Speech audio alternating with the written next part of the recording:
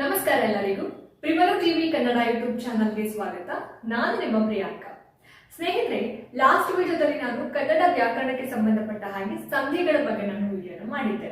ಹಾಗೇನೆ ಅದರ ಒಂದು ಮುಂದುವರೆದ ಭಾಗನೇ ಇವತ್ತಿನ ಒಂದು ವಿಡಿಯೋ ಅಂತ ಅನ್ಕೊಳ್ಳಿ. ಯಾಕಂತಂದ್ರೆ ಸಂಧಿಗಳಲ್ಲಿ ಪ್ರಮುಖವಾಗಿ ಎರಡು ವಿಧಗಳನ್ನ ನಾವು ನೋಡ್ತೀವಿ ಸ್ನೇಹಿತರೆ, ಕನ್ನಡ ಸಂಧಿ ಹಾಗೆ ಸಂಸ್ಕೃತ ಸಂಧಿ ಅಂತ ಹೇಳಿ. ಸೊ ಕನ್ನಡ ಸಂಧಿಗಳಲ್ಲಿಯೂ ಕೂಡ ನಾವು ಎರಡು ವಿಧಗಳನ್ನ ನೋಡ್ತೀವಿ, ಸ್ವರ ಸಂಧಿ ಹಾಗೆ ವ್ಯಂಜನ ಸಂಧಿ ಅಂತ. ಸೊ ಇದನ್ನ ನೀವು ಲಾಸ್ಟ್ ವಿಡಿಯೋದಲ್ಲಿ ನೋಡಿದೀರಾ. ಸೊ ಯಾರೆಲ್ಲ ನೋಡಿಲ್ವೋ ದಯವಿಟ್ಟು ಹೋಗಿ ನೋಡ್ಕೊಂಡ್ ಬನ್ನಿ. ಯಾಕಂದ್ರೆ ಸಂಸ್ಕೃತ ಸಂಧಿಗಳನ್ನ ಅಂದ್ರೆ ಅದರ ಮುಂದುವರೆದ ಭಾಗವನ್ನ ಮಾಡ್ತಾ ಇರೋದ್ರಿಂದ ನಿಮ್ಗೆ ಕನ್ನಡ ಸಂಧಿಗಳ ಬಗ್ಗೆ ಸ್ವಲ್ಪನಾದ್ರೂ ಐಡಿಯಾ ಇರ್ಬೇಕಾಗತ್ತೆ. ಹಾಗಾಗಿ ಸೊ ಇವತ್ತಿನ ಒಂದು ವಿಡಿಯೋದಲ್ಲಿ ನಾನು ಸಂಸ್ಕೃತ ಸಂಧಿಗಳು ಯಾವುದು, ಸಂಸ್ಕೃತ ಸಂಧಿಗಳು ಅಂದ್ರೆ ಏನು, ಅದನ್ನ ನಾನು ಕಂಪ್ಲೀಟ್ ಆಗಿ ನಿಮ್ಗೆ ತಿಳಿಸ್ಕೊಡ್ತೀನಿ. ಅದಕ್ಕಿಂತ ಮುಂಚೆ ನೀವು ಮಾಡ್ಬೇಕಾಗಿರೋದು ಇಷ್ಟೇ. ಯಾರ್ಯಾರು ನನ್ನ ಚಾನೆಲ್ ನ ಹೊಸದಾಗಿ ನೋಡ್ತಾ ಇದ್ದೀರೋ ಅಥವಾ ಯಾರೇನೋ ಸಬ್ಸ್ಕ್ರೈಬ್ ಮಾಡದೆ ನೋಡ್ತಾ ಇದ್ದೀರೋ ದಯವಿಟ್ಟು ಸಬ್ಸ್ಕ್ರೈಬ್ ಮಾಡಿ. ಹಾಗೆ ಪಕ್ಕದಲ್ಲಿ ಕಾಣ್ತಕ್ಕಂತಹ ಬೆಲ್ ಐಕಾನ್ ನ ಪ್ರೆಸ್ ಮಾಡಿದ್ರೆ ನಾನ್ ನೆಕ್ಸ್ಟ್ ಏನೇ ಒಂದು ವಿಡಿಯೋ ಅಪ್ಲೋಡ್ ಮಾಡಿದ್ರು ಕೂಡ ನಿಮಗೆ ಫಸ್ಟ್ ನೋಟಿಫಿಕೇಶನ್ ಬರುತ್ತೆ ಅಂತ ಹೇಳ್ತಾ ಬನ್ನಿ ಬೇಗ ಬೇಗ ವಿಡಿಯೋನ ಶುರು ಮಾಡೋಣ. ಸ್ನೇಹಿತರೆ, ಮೊದಲಿಗೆ ನಾವು ಸಂಸ್ಕೃತ ಸಂಧಿ ಅಂದ್ರೆ ಏನು ಅನ್ನೋದನ್ನ ತಿಳ್ಕೊಬೇಕಾಗತ್ತೆ. ಸಂಸ್ಕೃತ ಸಂಧಿ ಅಂತ ಹೇಳಿದ್ರೆ ನೋಡಿ, ಪೂರ್ವ ಮತ್ತೆ ಉತ್ತರ ಪದಗಳೆರಡು ಸಂಸ್ಕೃತ ಪದಗಳೇ ಇದ್ದ ಸಂಧಿಗಳನ್ನ ನಾವೇನಂತ ಹೇಳಿ ಕರಿತೀವಿ, ಸಂಸ್ಕೃತ ಸಂಧಿಗಳು ಅಂತ ಹೇಳಿ ಕರಿತೀವಿ. ಫಾರ್ ಎಕ್ಸಾಂಪಲ್, ಇವಾಗ ವಿದ್ಯಾಭ್ಯಾಸ, ವಧೂರ್ಜಿತ, ಇವು ಎಲ್ಲವನ್ನ ಕೂಡ ನಾವು ಬಿಡಿಸಿ ಬರೆದಾಗ ಪೂರ್ವ ಪದ ಹಾಗೆ ಉತ್ತರ ಪದ ಎರಡೂ ಕೂಡ ಸಂಸ್ಕೃತ ಪದಗಳೇ ಆಗಿರುತ್ತೆ. ಸೊ ಹಾಗಾಗಿ ಇಂತಹ ಪದಗಳನ್ನ ನಾವೇನಂತ ಹೇಳ್ತೀವಿ, ಸಂಸ್ಕೃತ ಪದಗಳು ಅಥವಾ ಸಂಧಿಗಳು, ಸಂಸ್ಕೃತ ಸಂಧಿಗಳು ಅಂತ ಹೇಳಿ ಕರಿತೀವಿ. ಫಾರ್ ಎಕ್ಸಾಂಪಲ್, ಇವಾಗ ವಿದ್ಯಾಭ್ಯಾಸ ಅನ್ನುವಂತಹ ಪದವನ್ನ ಬಿಡಿಸಿ ಬರೆದಾಗ ಯಾವ ರೀತಿಯಾಗಿ ಸಂಸ್ಕೃತ ಸಂಧಿ ಆಗುತ್ತೆ ಅನ್ನೋದನ್ನ ನೋಡ್ತಾ ಹೋಗೋಣ. ಇಲ್ಲಿ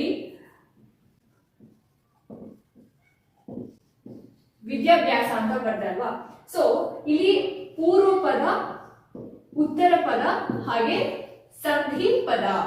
ಪೂರ್ವ ಪದ ಯಾವುದು? ವಿದ್ಯಾಭ್ಯಾಸವನ್ನ ಬಿಡಿಸಿ ಬರೆದಾಗ ವಿದ್ಯಾ, ಅದು ಪೂರ್ವ ಪದ ಆಗುತ್ತೆ. ವಿದ್ಯಾ ಪ್ಲಸ್ ಅಭ್ಯಾಸ ಈಕ್ವಲ್ಸ್ ವಿದ್ಯಾಭ್ಯಾಸ. ವಿದ್ಯಾಭ್ಯಾಸ ಇಲ್ಲಿ ಪೂರ್ವ ಪದ ವಿದ್ಯಾ ಅನ್ನೋದು ಕೂಡ ಸಂಸ್ಕೃತ ಸಂಧಿನೇ ಆಗಿದೆ, ಉತ್ತರ ಪದ ಅಭ್ಯಾಸ ಅನ್ನೋದು ಕೂಡ ಸಂಸ್ಕೃತ ಪದನೇ ಆಗಿದೆ. ಸೊ ಹಾಗಾಗಿ ಇದನ್ನ ನಾವೇನಂತ ಹೇಳಿ ಕರಿಬಹುದು, ಸಂಸ್ಕೃತ ಸಂಧಿ ಅಂತ ಹೇಳಿ ಕರಿಬಹುದು. ಆಯ್ತಾ? ಇವಾಗ ಪೂರ್ವ ಪದ ಕನ್ನಡ ಪದವಾಗಿದ್ದು ಉತ್ತರ ಪದ ಸಂಸ್ಕೃತ ಪದ ಆಗಿದ್ರೆ ಅದನ್ನ ನಾವು ಯಾವ ಸಂಧಿ ಅಂತ ಹೇಳ್ಬೋದು? ಅದನ್ನ ಖಂಡಿತವಾಗ್ಲೂ ಸಹ ನಾವು ಕನ್ನಡ ಸಂಧಿ ಅಂತಾನೆ ಹೇಳ್ತೀವಿ. ಎರಡೂ ಪದಗಳು ಮಾತ್ರ ಸಂಸ್ಕೃತ ಪದಗಳಾಗಿದ್ರೆ ಅದನ್ನ ನಾವು ಸಂಸ್ಕೃತ ಸಂಧಿ ಅಂತ ಹೇಳಿ ಕರಿತೀವಿ. ಒಂದು ಪದ ಕನ್ನಡವಾಗಿದ್ದು ಇನ್ನೊಂದು ಪದ ಸಂಸ್ಕೃತ ಆಗಿದ್ರೆ ಅದನ್ನ ನಾವು ಸಂಸ್ಕೃತ ಪದ ಅಥವಾ ಸಂಸ್ಕೃತ ಸಂಧಿ ಅಂತ ಹೇಳೋದಕ್ಕೆ ಆಗೋದಿಲ್ಲ. ಸೊ ಅದು ಯಾವತ್ತು ಏನಾಗಿರುತ್ತೆ, ಕನ್ನಡ ಸಂಧಿಗಳಾಗಿರುತ್ತೆ. ಸೊ ಇದನ್ನ ನಾವು ಸಂಸ್ಕೃತ ಸಂಧಿಗಳು ಅಂತ ಹೇಳಿ ಕರಿತೀವಿ. ಆಯ್ತಾ? ಪೂರ್ವ ಮತ್ತೆ ಉತ್ತರ ಪದಗಳು ಎರಡೂ ಕೂಡ ಸಂಸ್ಕೃತ ಪದಗಳೇ ಆಗಿರೋದನ್ನ ನಾವು ಸಂಸ್ಕೃತ ಸಂಧಿಗಳು ಅಂತ ಹೇಳಿ ಕರಿತೀವಿ ಅಂತ. ಇವಾಗ ಸಂಸ್ಕೃತ ಸಂಧಿಗಳಲ್ಲಿ ಇರ್ತಕ್ಕಂತಹ ಪ್ರಕಾರಗಳನ್ನ ನಾವು ನೋಡ್ತಾ ಹೋಗೋಣ. ಸ್ನೇಹಿತರೆ, ನಾನು ಲಾಸ್ಟ್ ವಿಡಿಯೋದಲ್ಲಿ ಹೇಳಿದ್ದೆ ಕನ್ನಡ ಸಂಧಿಯಲ್ಲಿ ಕೂಡ ಎರಡು ವಿಧಗಳನ್ನ ನೋಡ್ತೀವಿ, ಸ್ವರ ಸಂಧಿ ಹಾಗೆ ವ್ಯಂಜನ ಸಂಧಿ ಅಂತ.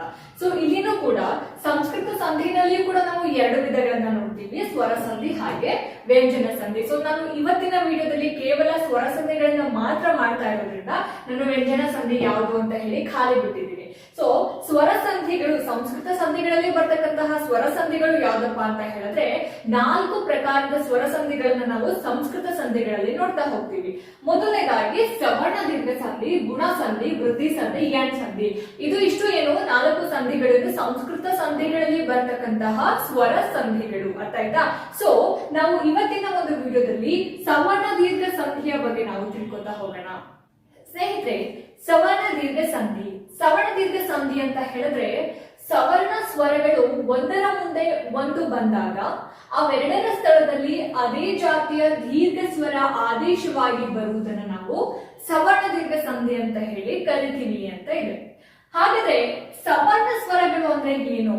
ಸವರ್ಣ ಸ್ವರಗಳು ಅಂತ ಹೇಳಿದ್ರೆ ಒಂದೇ ಜಾತಿಯ ಅಕ್ಷರಗಳು ಅಥವಾ ಒಂದೇ ಗುಂಪಿನ ಅಕ್ಷರಗಳನ್ನ ನಾವು ಏನಂತ ಹೇಳ್ತೀವಿ, ಸವರ್ಣ ಅಕ್ಷರಗಳು ಅಂತ ಹೇಳಿ ಕರಿತೀವಿ. ಫಾರ್ ಎಕ್ಸಾಂಪಲ್, ಇವಾಗ ಅ ಇದು ಒಂದೇ ಜಾತಿಯ ಅಥವಾ ಒಂದೇ ಗುಂಪಿನ ಅಕ್ಷರಗಳು. ಇದು ಹ್ರಸ್ವ ಸ್ವರ, ಇದು ದೀರ್ಘ ಸ್ವರ ಅಷ್ಟೇ. ಇಲ್ಲಿ ಈ ಇದು ಕೂಡ ಏನು ಒಂದೇ ಜಾತಿಯ ಅಕ್ಷರಗಳು. ಇದನ್ನ ನಾವು ಸವರ್ಣ ಸ್ವರಗಳು ಅಥವಾ ಸವರ್ಣ ಅಕ್ಷರಗಳು ಅಂತ ಹೇಳಿ ಕರಿತೀವಿ. ಸೊ ಇಲ್ಲಿ ನೋಡಿ, ಸ್ವರಗಳ ಮುಂದೆ ಸವರ್ಣ ಸ್ವರಗಳು ಒಂದರ ಮುಂದೆ ಒಂದು ಬಂದಾಗ ಅದೆರಡರ ಸ್ಥಳಗಳಲ್ಲಿ ಅದೇ ಜಾತಿಯ ದೀರ್ಘ ಅಕ್ಷರ ಅಥವಾ ದೀರ್ಘ ಸ್ವರ ಆದೇಶವಾಗಿ ಬರೋದನ್ನ ಇಲ್ಲಿ ಸವರ್ಣ ದೀರ್ಘ ಸಂಧಿ ಅಂತ ಹೇಳಿ ಕರೀತಾರೆ ಅಂತ ಇದೆ. ಫಾರ್ ಎಕ್ಸಾಂಪಲ್ ಇಲ್ಲಿ ನೋಡಿ, ಇಲ್ಲಿ ಸುರಾಸುರ ಅಂತ ಹೇಳಿ ಒಂದು ಪದವನ್ನ ತಗೊಂಡಿದ್ದೀನಲ್ವಾ, ಇದನ್ನ ನಾವು ಬಿಡಿಸಿ ಬರೆದಾಗ ಯಾವ ರೀತಿಯಾಗಿ ಈ ಒಂದು ಸವರ್ಣ ದೀರ್ಘ ಸಂಧಿ ಆಗುತ್ತೆ ಅನ್ನೋದನ್ನ ನೋಡ್ತಾ ಹೋಗೋಣ. ಇಲ್ಲಿ ಪೂರ್ವ ಪದ ಉತ್ತರ ಪದ ಈಕ್ವಲ್ಸ್ ಸಂಧಿ ಪದ. ಆಯ್ತಾ? ಇಲ್ಲಿ ಸುರ ಅನ್ನೋದನ್ನ ನಾವು ಬಿಡಿಸ್ಕೊಂಡು ಬಂದಾಗ ಯಾವ ರೀತಿ ಆಗುತ್ತೆ ಅಂತ ಹೇಳಿದ್ರೆ, ಸುರ ಪ್ಲಸ್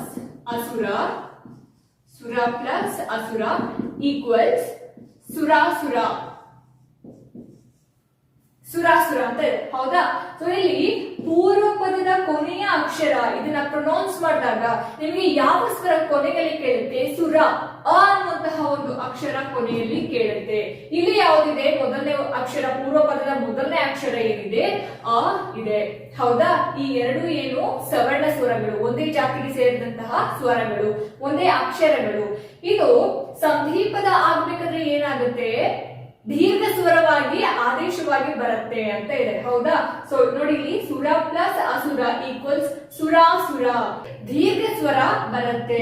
ಆಯ್ತಾ? ಇಲ್ಲಿ ಯಾವ್ದಿದೆ ನೋಡಿ, ಸುರ, ಆ ಅಂತಕ್ಕಂತಹ ದೀರ್ಘ ಸ್ವರ ಬರುತ್ತೆ. ಸೊ ಇವಾಗ ಈ ಒಂದು ಡೆಫಿನೇಷನ್ ನೋಡಿ, ಸವರ್ಣ ಸ್ವರಗಳು ಒಂದರ ಮುಂದೆ ಒಂದು ಬಂದಾಗ ಈ ಎರಡರ ಸ್ಥಳದಲ್ಲಿ ಅದೇ ಜಾತಿಯ ದೀರ್ಘ ಸ್ವರ ಆದೇಶವಾಗಿ ಬರೋದನ್ನ ನಾವು ಏನಂತ ಹೇಳಿ ಕರಿತೀವಿ?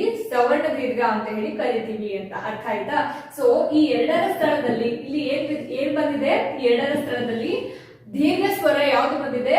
ಆ ದೀರ್ಘ ಸ್ವರ ಆದೇಶವಾಗಿ ಬಂದಿರುವಂತದ್ದು. ಸೊ ಈ ರೀತಿಯಾಗಿ ಸವರ್ಣ ದೀರ್ಘ ಸಂಧಿಯನ್ನ ಬಿಡಿಸುವಂತದ್ದು. ಸೊ ಇನ್ನೊಂದಿದೆ ನೋಡಿ, ಇಲ್ಲಿ ವಿದ್ಯಾರ್ಥಿ ಅನ್ನೋದನ್ನ ನಾವು ಬಿಡಿಸಿ ಬರೆದಾಗ ಪೂರ್ವ ಪದ ಪ್ಲಸ್ ಉತ್ತರ ಪದ ಈಕ್ವಲ್ಸ್ ಸಂಧಿ ಪದ. ವಿದ್ಯಾರ್ಥಿ ಪ್ಲಸ್ ಅರ್ಥಿ ಈಕ್ವಲ್ಸ್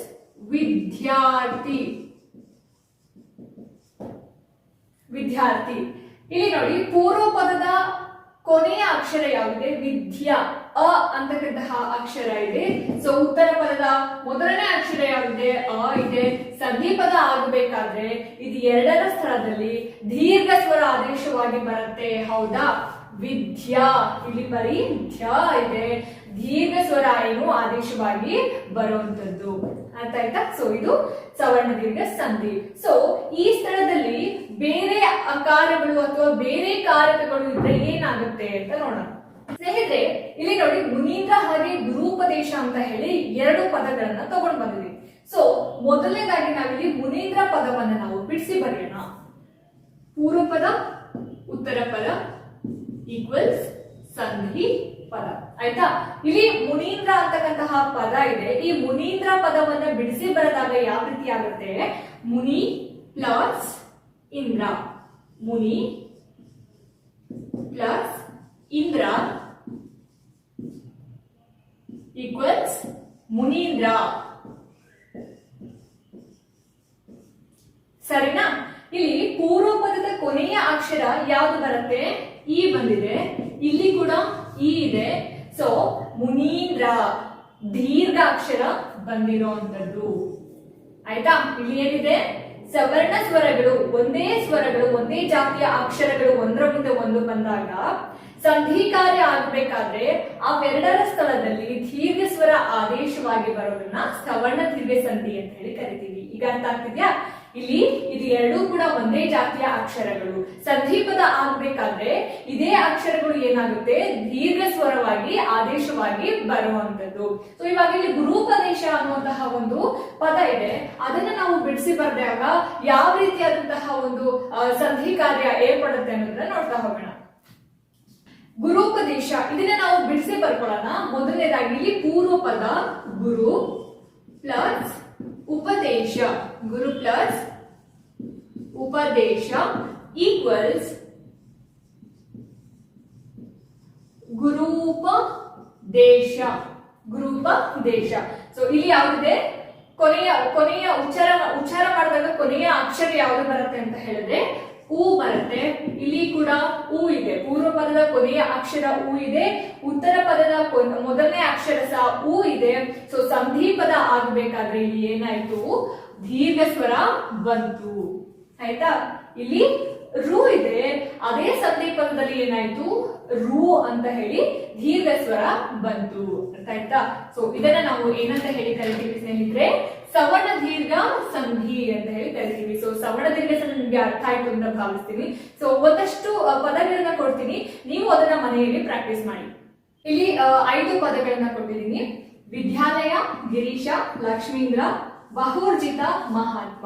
ಇದು ಸವರ್ಣ ದೀರ್ಘ ಅಕ್ಷರಗಳು, ಸವರ್ಣ ದೀರ್ಘ ಸಂಧಿಗಳಿಗೆ ಉದಾಹರಣೆಯಾಗಿ ಬರುತ್ತೆ. ಸೊ ಇದನ್ನ ನೀವು ಮನೆಯಲ್ಲಿ ಬಿಡಿಸಿ ಬರೆದು ಪ್ರಾಕ್ಟೀಸ್ ಮಾಡಿದ್ರೆ ನಿಮ್ಗೆ ಈಸಿಯಾಗಿ ಸಂಧಿಗಳ ಬಗ್ಗೆ ಬಹಳ ಬೇಗನೆ ಅರ್ಥ ಆಗುತ್ತೆ. ಸೊ ಮುಂದುವರೆದಂತೆ ಸ್ನೇಹಿತರೆ, ಗುಣಸಂಧಿಯ ಬಗ್ಗೆ ನಾವು ತಿಳ್ಕೊತಾ ಹೋಗೋಣ.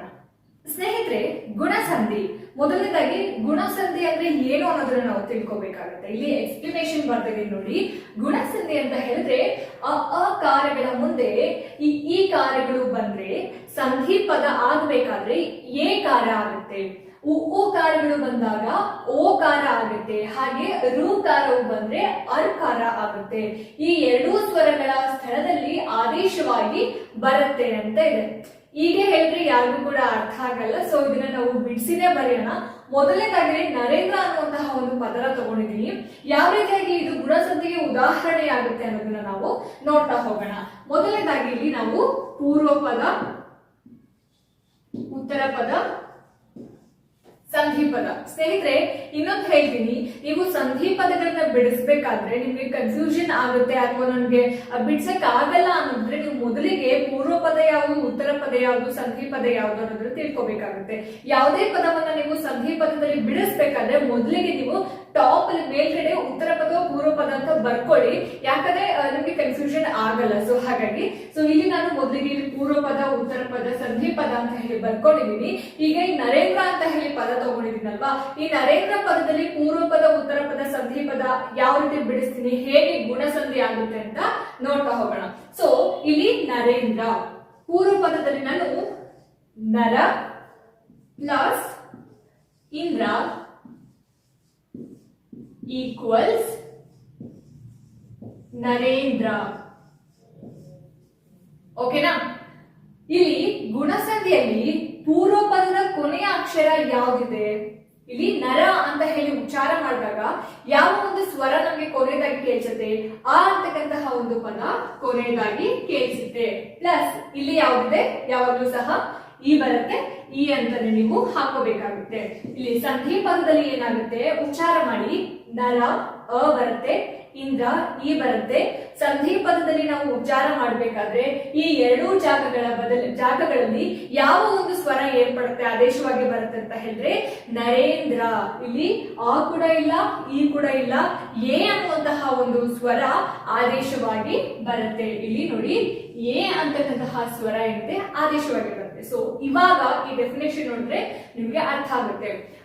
ಅಕಾರಗಳ ಮುಂದೆ ಇನ್ನೊಂದು ಗುಣಸಂಧಿಯಲ್ಲಿ ಯಾವಾಗಲೂ ಕೂಡ ಪೂರ್ವ ಪದದ ಕೊನೆಯ ಅಕ್ಷರ ಅಕಾರಗಳೇ ಇರುತ್ತೆ. ಅ ಸ್ವರಗಳೇ ಯಾವಾಗಲೂ ಕೂಡ ಇರೋದು ಪೂರ್ವ ಪದದಲ್ಲಿ, ಯಾವ ಸಂಧಿಯಲ್ಲಿ, ಗುಣಸಂಧಿಯಲ್ಲಿ. ಓಕೆನಾ? ಅಕಾರಗಳ ಮುಂದೆ ಈ ಕಾರ್ಯಗಳು, ಇಲ್ಲಿ ನೋಡಿ ಅಕಾರ ಇದೆಯಾ, ಸೊ ಅದರ ಮುಂದೆ ಯಾವ ಕಾರ ಬರ್ಬೇಕಾಗಿತ್ತು, ಈ ಕಾರ ಬಂದಿದ್ಯಾ. ಈ ಕಾರಗಳು ಬಂದಾಗ ಸಂಧಿ ಪದದಲ್ಲಿ ಏನಾಗುತ್ತೆ, ಯಾವ ಕಾರಕ ಏರ್ಪಡುತ್ತೆ ಅಥವಾ ಯಾವ ಸ್ವರ ಆದೇಶವಾಗಿ ಬರುತ್ತೆ, ಎ ಅನ್ನುವಂತಹ ಸ್ವರ ಆದೇಶವಾಗಿ ಬರುತ್ತೆ. ಸೊ ಇಲ್ಲಿ ಬಂದಿದ್ಯಾ ಎ ಅನ್ನುವಂತಹ ಪದ ಬಂದಿದೆ ಅಲ್ವಾ. ಸೊ ಇದು ಮೊದಲನೇ ಒಂದು ಪಾಯಿಂಟ್. ಇವಾಗ ನೆಕ್ಸ್ಟ್ ನೋಡಿ, ಇಲ್ಲಿ ಇದೇ ಪೂರ್ವ ಪದ ಅಕಾರಗಳು ಬಂದಾಗ, ಅಸ್ವರಗಳು ಬಂದಾಗ, ಉತ್ತರ ಪದದಲ್ಲಿ ಉಕಾರಗಳು ಬಂದಾಗ ಸಂಧಿ ಪದ ಏರ್ಪಡ್ಬೇಕಾದ್ರೆ ಯಾವ ಸ್ವರ ಬರುತ್ತೆ, ಓಕಾರ ಬರುತ್ತೆ ಅಂತ ಇದೆ. ಸೊ ಅದನ್ನು ಕೂಡ ನಾವು ನೋಡೋಣ. ಸೊ ನಾವಿಲ್ಲಿ ಎರಡನೇದಾಗಿ ಸೂರ್ಯೋದಯ ಅನ್ನುವಂತಹ ಪದವನ್ನು ತಗೊಂಡಿದ್ದೀವಿ ಸ್ನೇಹಿತರೆ. ಈ ಸೂರ್ಯೋದಯ ಪದವನ್ನು ನಾವು ಬಿಡಿಸಿ ಬರೆಯೋಣ. ಮೊದಲನೇದಾಗಿ ಪೂರ್ವ ಪದ ಯಾವ್ದು ಬರುತ್ತೆ, ಇಲ್ಲಿ ಸೂರ್ಯ ಪ್ಲಸ್ ಉದಯ ಈಕ್ವಲ್ಸ್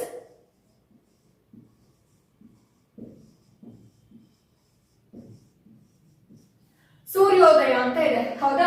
ಪೂರ್ವ ಪದದಲ್ಲಿ ಸೂರ್ಯ ಅಂತ ಇದೆ, ಉತ್ತರ ಪದ ಉದಯ ಅಂತ ಇದೆ, ಸಂಧಿ ಪದ ಆಗ್ಬೇಕಾದ್ರೆ ಸೂರ್ಯೋದಯ ಅಂತ ಇದೆ. ಸೊ ಇಲ್ಲಿ ಪೂರ್ವ ಪದದ ಕೊನೆಯ ಅಕ್ಷರ ಯಾವ್ದು ಬಂದಿದೆ? ಯಾವಾಗ್ಲೂ ಕೂಡ ಅನೇ ಬರುವಂತದ್ದು. ಸೂರ್ಯ ಅಂತ ಪ್ರೊನೌನ್ಸ್ ಮಾಡಿದಾಗ ಅ ಬಂದಿದೆ. ಸೊ ಉತ್ತರ ಪದದ ಮೊದಲನೇ ಅಕ್ಷರ ಯಾವ್ದಿದೆ? ಉ ಇದೆ. ನೀವು ಇಲ್ಲಿ ಉ ಅಂತ ಹಾಕೊಳ್ಳಿ. ಇನ್ನು ಪ್ರೊನೌನ್ಸ್ ಮಾಡಿ ಸಂಧಿ ಕಾರ್ಯ ಆಗ್ಬೇಕಾದ್ರೆ ಇಲ್ಲಿ ಎಲ್ಲಿಯಾದ್ರೂ ಅ ಅಥವಾ ಉ ಬಂದಿದ್ಯಾ? ಈ ಎರಡೂ ಸ್ಥಳದ ಬದಲಾಗಿ ಯಾವ್ದು ಬಂದಿದೆ? ಯಾವ ಒಂದು ಸ್ವರ ಬಂದಿದೆ ಅಂತ ಹೇಳಿದ್ರೆ ಸೂರ್ಯೋದಯ, ಓ ಅನ್ನುವಂತಹ ಒಂದು ಸ್ವರ ಬಂದಿದೆ. ಹೌದಾ? ಸೊ ಇವಾಗ ನೋಡಿ, ಅ ಕಾರ್ಯಗಳ ಮುಂದೆ ಉ ಕಾರ್ಯಗಳು ಬಂದಾಗ ಯಾವ ಸ್ವರ ಅಥವಾ ಯಾವ ಕಾರಕ ಬರುತ್ತೆ? ಓಕಾರ ಬರುತ್ತೆ. ಇಲ್ಲಿ ಬಂದಿದ್ಯಾ? ಅ ಕಾರ ಬಂದಿದೆ.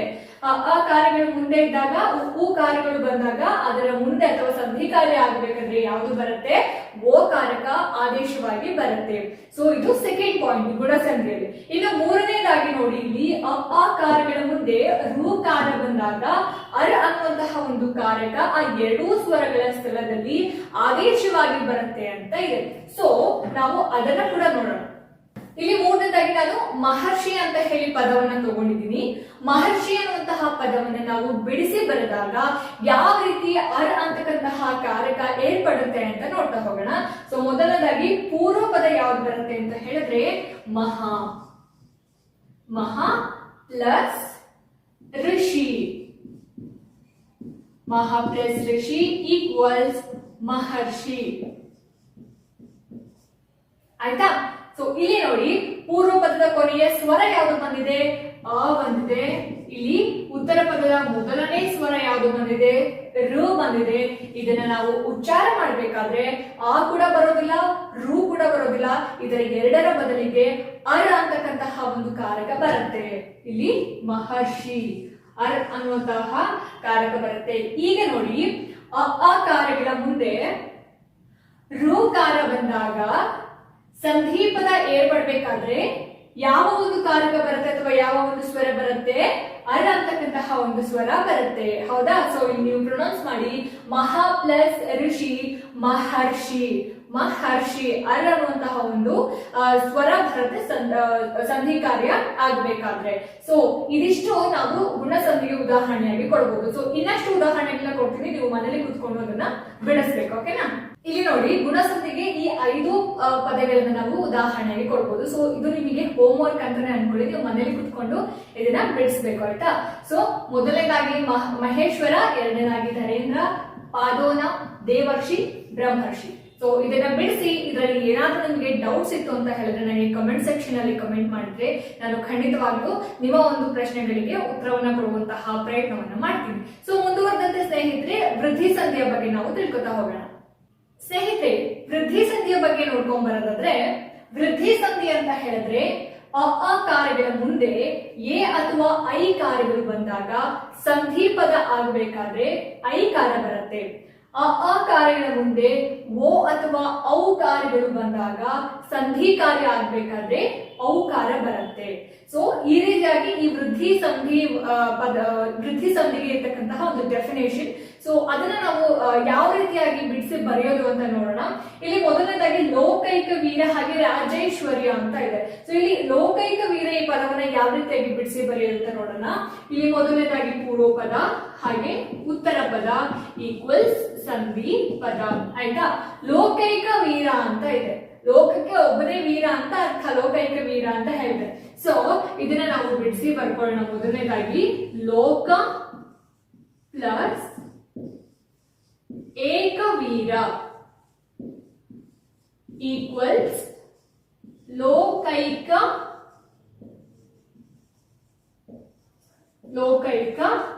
ವೀರ. ಓಕೆನಾ? ಇಲ್ಲಿ ನೋಡಿ, ಪೂರ್ವ ಪದದ ಕೊನೆಯ ಅಕ್ಷರವನ್ನ, ಕೊನೆಯ ಸ್ವರವನ್ನ, ಪದವನ್ನ ಉಚ್ಚಾರ ಮಾಡಿದಾಗ ಯಾವ ಒಂದು ಸ್ವರ ಬರುತ್ತೆ ಕೇಳಿಸುತ್ತೆ, ಲೋಕ ಅ ಅಂತಕ್ಕಂತಹ ಒಂದು ಪದ ಕೇಳಿಸುತ್ತೆ. ಪ್ಲಸ್ ಇಲ್ಲಿ ಯಾವ್ದಿದೆ, ಉತ್ತರ ಪದದ ಮೊದಲ ಅಕ್ಷರ ಎ ಇದೆ. ಸೊ ಇಲ್ಲಿ ಸಂಧಿ ಪದ ಆಗ್ಬೇಕಾದ್ರೆ ಅ ಕೂಡ ಇಲ್ಲ, ಎ ಕೂಡ ಇಲ್ಲ, ಅದರ ಬದಲಾಗಿ ಯಾವ ಒಂದು ಸ್ವರ ಆದೇಶವಾಗಿ ಬಂದಿದೆ, ಐ ಅಂತಕ್ಕಂತಹ ಸ್ವರ ಆದೇಶವಾಗಿ ಬಂದಿದೆ. ಹೌದಾ? ಲೋಕ ಪ್ಲಸ್ ಏಕವೀರ ಈಕ್ವಲ್ಸ್ ಲೋಕೈಕ ವೀರ. ಐ ಅಂತಕ್ಕಂತಹ ಒಂದು ಪದ ಇಲ್ಲಿ ಆದೇಶವಾಗಿ ಬರುವಂತದ್ದು. ಸೊ ಆಯ್ತಾ?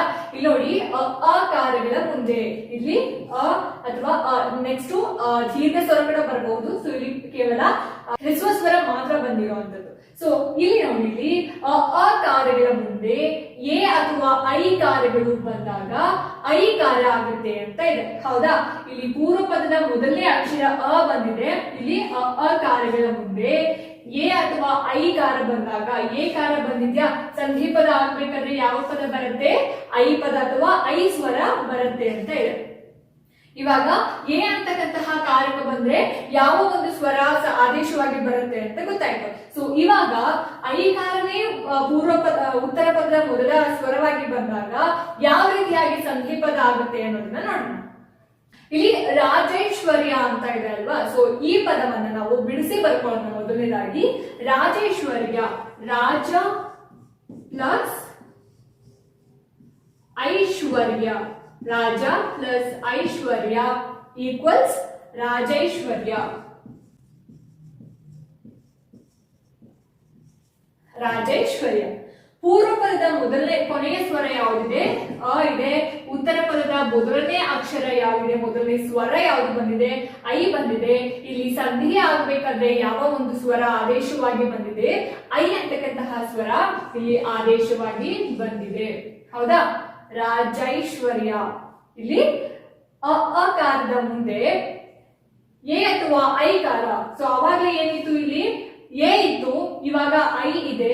ಐ ಕಾರ ಬಂದಾಗ ಸಂಧಿ ಪದ ಆಗ್ಬೇಕಾದ್ರೆ ಯಾವ ಒಂದು ಕಾರಕ ಬಂತು, ಐ ಅಂತಕ್ಕಂತಹ ಒಂದು ಸ್ವರ ಆದೇಶವಾಗಿ ಬಂದಿದೆ. ಸೊ ಇದು ಮೊದಲನೇ ಪಾಯಿಂಟ್ ಆಯ್ತು ಇಷ್ಟು. ಸೊ ಇವಾಗ ಪೂರ್ವ ಪದದಲ್ಲಿ ಅಕಾರಗಳು ಅಥವಾ ಸ್ವರಗಳೇ ಇದ್ದು ಉತ್ತರ ಪದದಲ್ಲಿ ಯಾವ ಸ್ವರ ಬರಬೇಕು, ಓ ಅಥವಾ ಔ ಸ್ವರ ಬಂದಾಗ ಯಾವ ರೀತಿಯಾಗಿ ಔಕಾರ ಆಗುತ್ತೆ ಅನ್ನೋದನ್ನ ನೋಡ್ತಾ ಹೋಗೋಣ. ಸೊ ಇವಾಗ ಇಲ್ಲಿ ಎರಡು ಪದಗಳನ್ನ ತಗೊಂಡಿದ್ದೀನಿ, ವನೌಷಧಿ ಹಾಗೆ ಮಹೋದಾರ್ಯ ಅಂತ ಹೇಳಿ. ಸೊ ಇದನ್ನ ನಾವು ಬಿಡಿಸಿ ಬರ್ಕೊಂಡಾಗ ಪೂರ್ವ ಪದದಲ್ಲಿ ವನ ಅಂತ ಹೇಳಿದ್ರು. ವನ ಅಂತ ಹೇಳಿದ್ರೆ ಕಾಡು ಅಂತ ಹೇಳಿ ಅರ್ಥ. ಕಾಡು ಅಥವಾ ಅಡವಿ ಅಂತ ಏನ್ ಹೇಳ್ತೀವಿ, ವನ ಅಂತ ಹೇಳಿ ಅರ್ಥ ಬರುತ್ತೆ. ಸೊ ಇಲ್ಲಿ ಪೂರ್ವ ಪದದಲ್ಲಿ ವನ ಬಂದಿದೆ, ಉತ್ತರ ಪದದಲ್ಲಿ ಏನ್ ಬರುತ್ತೆ, ಔಷಧಿ. ಔಷಧಿ ಈಕ್ವಲ್ಸ್ ವನೌಷಧಿ. ಅಂದ್ರೆ ಕಾಡುಗಳಲ್ಲಿ ಅಥವಾ ಅಡವಿಗಳಲ್ಲಿ ಸಿಗ್ತಕ್ಕಂತಹ ಗಿಡಮೂಲಿಕೆಗಳ ಔಷಧಿಯ ಒಂದು ಗುಣಮಟ್ಟ ಇರ್ತಕ್ಕಂತಹ ಗಿಡಮೂಲಿಕೆಗಳಿಗೆ ಏನಂತ ಹೇಳ್ತೀವಿ ನಾವು, ವನೌಷಧಿ ಅಂತ ಹೇಳಿ ಕರಿತೀವಿ. ಸೊ ಇಲ್ಲಿ ಸ್ನೇಹಿತರೆ ಪೂರ್ವ ಪದದಲ್ಲಿ ವನ ಬಂದಿದೆ, ಉತ್ತರ ಪದದಲ್ಲಿ ಔಷಧಿ ಬಂದಿದೆ.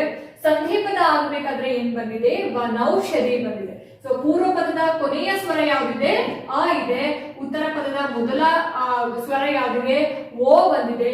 ಇಲ್ಲಿ ಸಂಧಿ ಪದ ಆಗ್ಬೇಕಾದ್ರೆ ಅದ್ ಎರಡು ಸ್ವರಗಳ ಸ್ಥಳದಲ್ಲಿ ಯಾವುದು ಆದೇಶವಾಗಿ ಬಂದಿದೆ, ಔ ಅಂತಕ್ಕಂತಹ ಪದ ಆದೇಶವಾಗಿ ಬಂದಿದೆ. ಸೊ ಇಲ್ಲಿ ನೋಡ್ಬೋದು ನೀವು, ಅಕಾರಗಳ ಮುಂದೆ ಓ ಅಥವಾ ಔ ಕಾರಗಳು. ಸೊ ಇಲ್ಲಿ ಯಾವ ಕಾರಕ ಬಂದಿದೆ, ಓ ಕಾರ ಬಂದಿದೆ. ಸಂಧಿ ಪದ ಆಗ್ಬೇಕಾದ್ರೆ ಯಾವ ಒಂದು ಸ್ವರ ಆದೇಶವಾಗಿ ಬರುತ್ತೆ, ಔ ಅಂತಕ್ಕಂತಹ ಒಂದು ಸ್ವರ ಆದೇಶವಾಗಿ ಬರುತ್ತೆ. ಸೊ ನೆಕ್ಸ್ಟ್ ಮಹೌದಾರ್ಯ, ಇದನ್ನ ನಾವು ಬಿಡಿಸಿ ಬರೆಯೋಣ. ನೋಡಿ, ಮಹಾ ಪ್ಲಸ್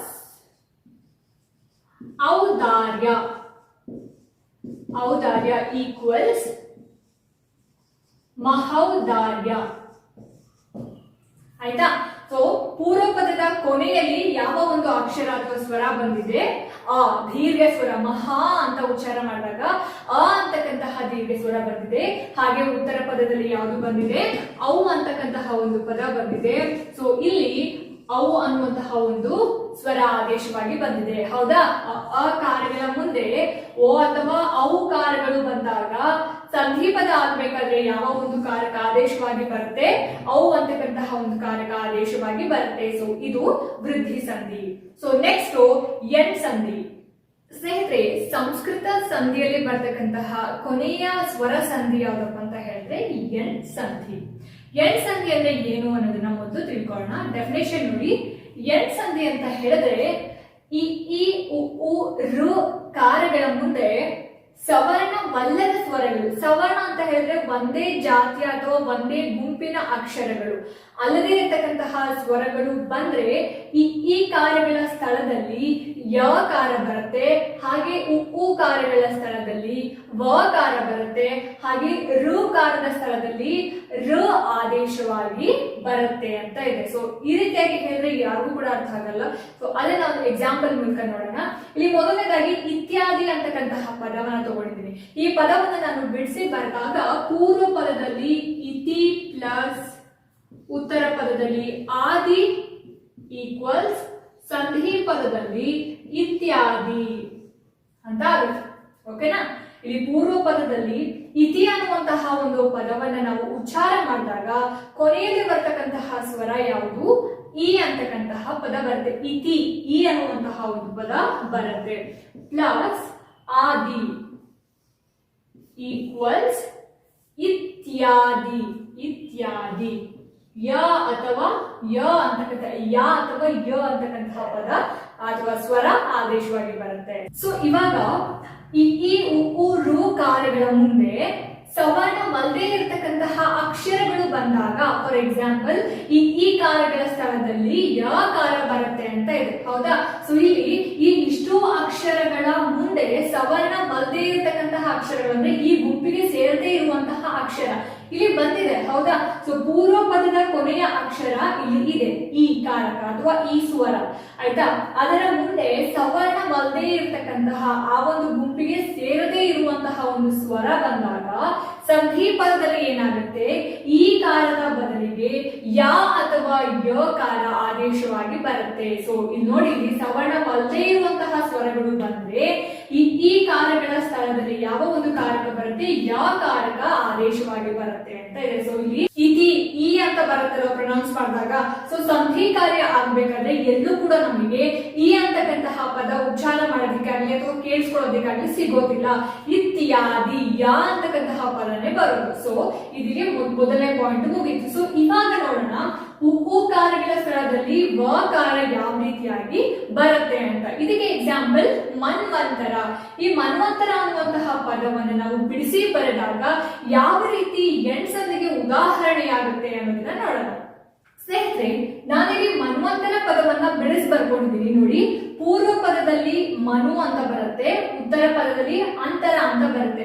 ಮನ್ವಂತರ ಪದವನ್ನ ಬಿಡಿಸಿ ಬರೆದಾಗ ಮನು ಪ್ಲಸ್ ಅಂತರ ಈಕ್ವಲ್ಸ್ ಮನ್ವಂತರ ಅಂತ ಬರುತ್ತೆ. ಸೊ ಪೂರ್ವ ಪದದ ಕೊನೆಯ ಸ್ವರ ಯಾವ್ದು ಬರುತ್ತೆ? ಹಾಗಾದ್ರೆ ಉಚ್ಚಾರ ಮಾಡಿದಾಗ ಮನು, ಉ ಅಂತಕ್ಕಂತಹ ಒಂದು ಪದ ಬರುತ್ತೆ. ಪ್ಲಸ್ ಇಲ್ಲಿ ಯಾವ್ದಿದೆ?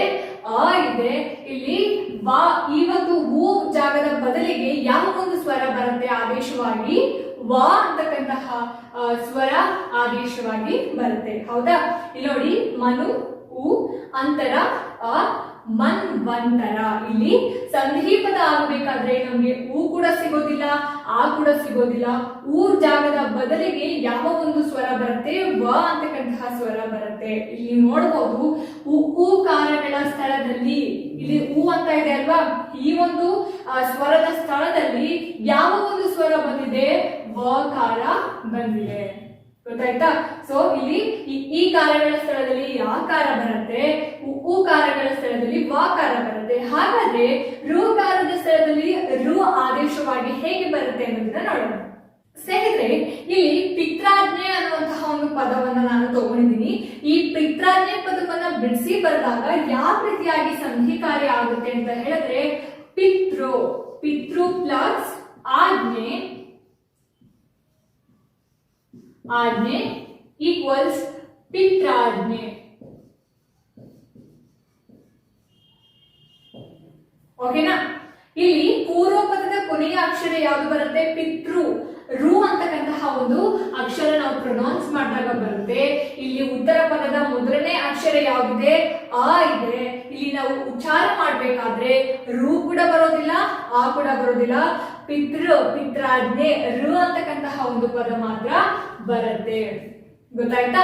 ಇಲ್ಲಿ ನೋಡಿ, ಇವಾಗ ಋಕಾರದ ಮುಂದೆ ಸವರ್ಣವಲ್ಲದೆ ಇರ್ತಕ್ಕಂತಹ ಸ್ವರಗಳು ಬಂದಾಗ ಸಂಧಿಪದ ಆಗ್ಬೇಕಾದ್ರೆ ಯಾವ ಒಂದು ಸ್ವರ ಆದೇಶವಾಗಿ ಬರುತ್ತೆ, ಯಾವ ಒಂದು ಪದ ಅಥವಾ ಯಾವ ಒಂದು ಕಾರಕ ಆದೇಶವಾಗಿ ಬರುತ್ತೆ ಅಂತ ಹೇಳಿದ್ರೆ ಋ ಅಂತಕ್ಕಂತಹ ಒಂದು ಪದ ಅಥವಾ ಕಾರಕ ಆದೇಶವಾಗಿ ಬರುತ್ತೆ. ಸೊ ಇನ್ನಷ್ಟು ಎಕ್ಸಾಂಪಲ್ ನಾನು ಕೊಡ್ತೀನಿ, ನೀವು ಮನೇಲಿ ಕುತ್ಕೊಂಡು ಬಿಡಿಸ್ಕೊಂಡು ಕಮೆಂಟ್ ಮಾಡಿ. ನಿಮಗೆ ಏನೇ ಒಂದು ಡೌಟ್ಸ್ ಇದ್ರೂ ಕೂಡ ನಮಗೆ ಕಮೆಂಟ್ ಮಾಡಿ.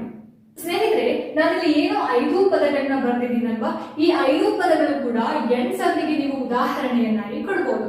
ಇಲ್ಲಿ ಅತ್ಯಂತ, ವಿದ್ವಿನಂ, ಮಾತ್ರಾಂಶ, ಅಣ್ವಸ್ತ್ರ ಹಾಗೆ ಜಾತ್ಯಾತೀತ ಇದನ್ನ ನೀವು ಮನೆಯಲ್ಲಿ ಬಿಡಿಸಿ ಪ್ರಾಕ್ಟೀಸ್ ಮಾಡಿದ್ರೆ ಖಂಡಿತವಾಗ್ಲೂ ಕೂಡ ನಿಮಗೆ ಸಂಧಿಗಳ ಬಗ್ಗೆ ಯಾವುದೇ ರೀತಿಯಂತಹ ಡೌಟ್ ಇರೋದಿಲ್ಲ. ಯಾವ ಸಂಧಿಗೆ ಉದಾಹರಣೆ ಕೇಳಿದ್ರು ಕೂಡ ನೀವು ಪಟ್ ಅಂತ ಹೇಳ್ತೀರಾ. ಸೊ ಇವತ್ತು ವಿಡಿಯೋ ನಿಮ್ಮೆಲ್ಲರಿಗೂ ಕೂಡ ಇಷ್ಟ ಆಗಿದೆ ಅಂತ ಭಾವಿಸ್ತೀನಿ ಸ್ನೇಹಿತರೆ. ಇಷ್ಟ ಆಗಿದ್ರೆ ದಯವಿಟ್ಟು ಲೈಕ್ ಮಾಡಿ, ಶೇರ್ ಮಾಡಿ, ಹಾಗೆ ನಿಮ್ಮ ಅನಿಸಿಕೆ ಅಭಿಪ್ರಾಯಗಳು ಏನೇ ಇದ್ರು ಕೂಡ ನನಗೆ ಕಾಮೆಂಟ್ ಬಾಕ್ಸ್ ನಲ್ಲಿ ತಿಳಿಸಿ. ಅದೇ ರೀತಿ ನಿಮ್ಮ ಸ್ನೇಹಿತರು ಯಾರೇ ಇದ್ರು ಕೂಡ ಸ್ಪರ್ಧಾತ್ಮಕ ಪರೀಕ್ಷೆಗಳಿಗೆ ತಯಾರಿ ನಡೆಸ್ತಾ ಇರೋರಿಗೆ ಈ ಎಲ್ಲಾ ವಿಡಿಯೋಗಳನ್ನ ಶೇರ್ ಮಾಡಿ, ಅವರಿಗೂ ಕೂಡ ಸಹಾಯ ಆದಂಗಾಗುತ್ತೆ. ಹಾಗೆಯೇ ಇದೇ ರೀತಿಯಾಗಿರ್ತಕ್ಕಂತಹ ಹೆಚ್ಚಿನ ವಿಡಿಯೋಸ್ಗಳಿಗೋಸ್ಕರ ನನ್ನ ಚಾನೆಲ್ ಅನ್ನ ನಿರಂತರವಾಗಿ ನೋಡ್ತಾ ಇರಿ. ಸಬ್ಸ್ಕ್ರೈಬ್ ಮಾಡೋದನ್ನ ದಯವಿಟ್ಟು ಮರಿಬೇಡಿ. ಮುಂದಿನ ವಿಡಿಯೋಗಳಲ್ಲಿ ನಾನು ನಿಮಗೆ ಸಿಗ್ತೀನಿ. ಅಲ್ಲಿ ತನಕ ನಮಸ್ಕಾರ.